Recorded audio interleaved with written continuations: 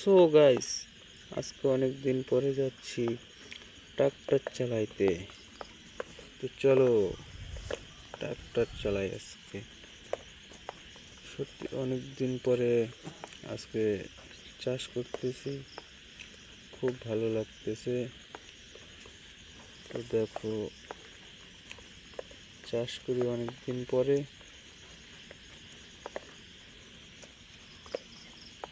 খুব ভালো লাগতেছে আজকে।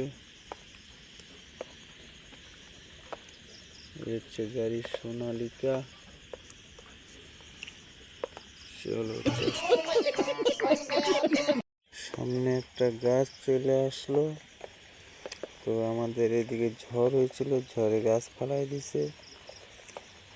তো এখন গাড়ি ব্যাক করে আবার নিয়ে যাব।